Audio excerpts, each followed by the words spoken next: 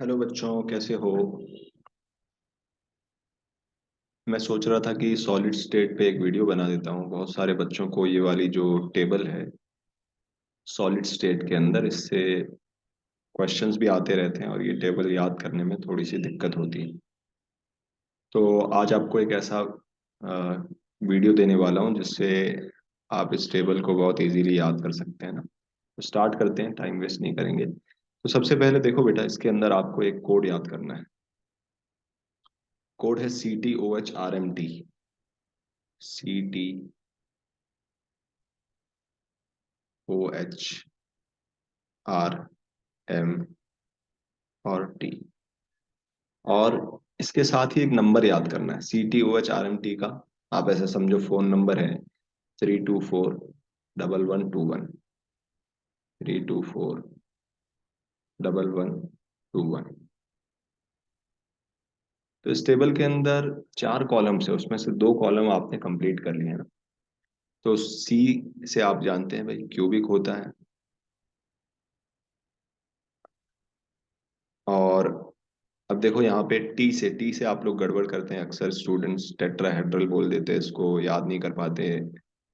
अच्छे से इसको याद करना बेटा, ये टेट्रागोनल होता है। टेट्रागोनल। ओ से ऑर्थोरोम्बिक। ऑर्थोरोम्बिक।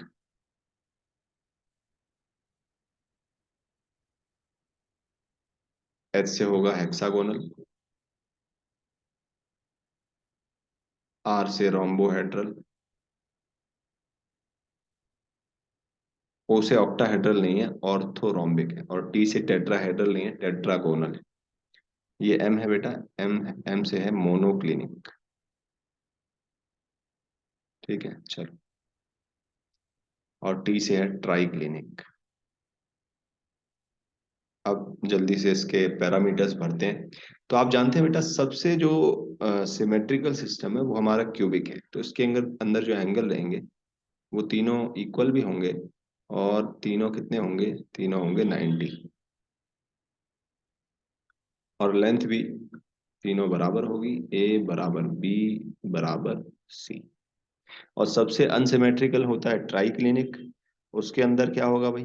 ट्राइक्लिनिक के अंदर, यानी ट्राइक्लिनिक के अंदर सबसे अनसिमेट्रिकल मतलब कोई भी एंगल बराबर नहीं है, और 90 भी नहीं है, कोई भी साइड आपस में बराबर नहीं है। ये हो गए दो। अब तो पांच ही बचे हैं। चलो जल्दी से करते हैं। देखो, क्यूबिक को थोड़ा सा आप बिगाड़ो। बिगाड़ने का मतलब है जैसे आपने स्क्वायर को रेक्टेंगल बनाने में हम क्या करते हैं, सिर्फ साइड्स को चेंज करते हैं, हम एंगल को चेंज नहीं करते। तो क्यूब की अगर आपने एक साइड को चेंज कर दिया, दो को एक जैसा रखा, एक को चेंज कर दिया, तो वो बन जाएगा सेकंड वाला, यानी कि टेट्रागोनल। और अगर आपने तीनों साइड्स को अलग अलग कर दिया तो वो बन जाएगा हमारा ऑर्थोरोम्बिक। ठीक है, एंगल सेम रखना है। ठीक है, इसको याद रखना है भाई कि एंगल सेम रख के हम साइड को, एक साइड को चेंज करेंगे। ये ए बराबर बी है, सी बराबर नहीं है, तो ये हो गया। और ऑर्थोरोम्बिक, अल्फा बराबर बीटा बराबर गामा इज इक्वल टू 90। और ए बराबर नहीं है बी के, बराबर नहीं है सी के। और चार चीजें हमारी कंप्लीट हो गई, सिर्फ तीन बची है। अब ध्यान से देखो भाई, हेक्सागोनल पे आते हैं। हेक्सागन को आप याद करो, आप इस चैप्टर के अंदर HCP यूनिट सेल पढ़ते हैं, हेक्सागोनल क्लोज पैक्ड। उसको देखो आप, उसमें नीचे जो साइड्स होती है दोनों, थोड़ा सा मैं आपको यहाँ पे एक्सप्लेन करता हूँ। नीचे जो दोनों साइड्स होती है, ये वाली, एक ये और एक ये वाली साइड्स आपस में इक्वल होती है। इसका मतलब हुआ कि ए बराबर बी होगा। इसका मतलब ये हुआ कि ए इज इक्वल टू बी होगा, लेकिन सी के इक्वल नहीं होगा, क्योंकि सी हाइट है। और आपको पता है HCP में हाइट इक्वल नहीं होती। अच्छा, एंगल क्या है भाई? आप ध्यान से देखो, ये वाला एंगल जो है ये 120 है।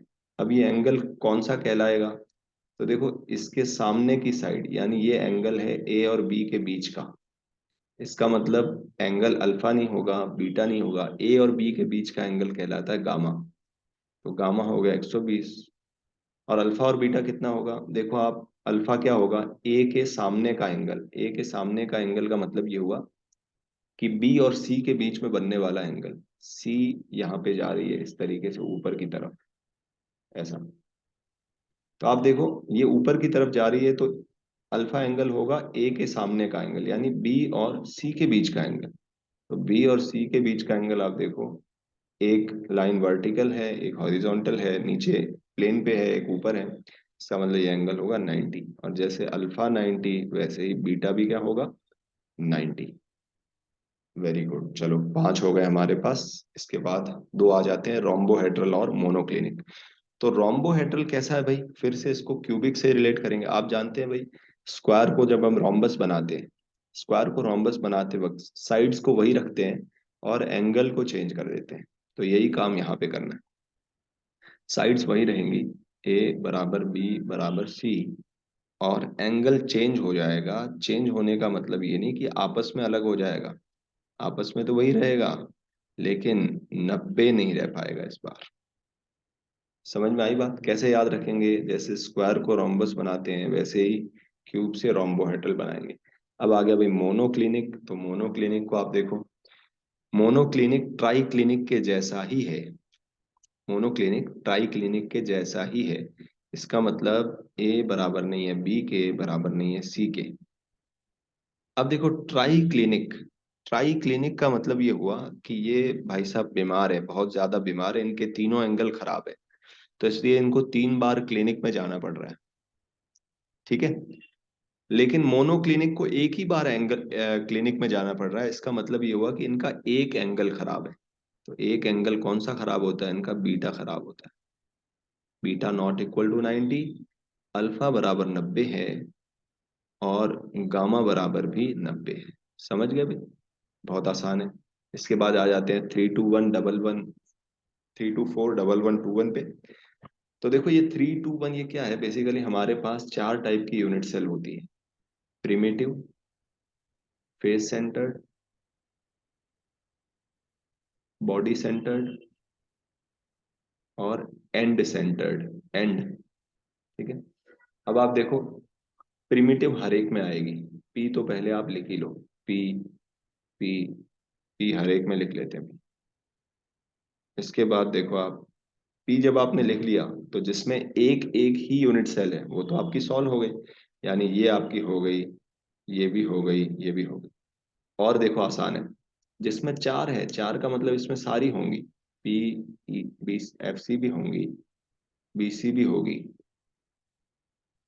और ई सी भी होगी। ठीक है, अब देखो 3 है, क्यूबिक बहुत आसान है, क्यूबिक तो हम पढ़ते ही हैं।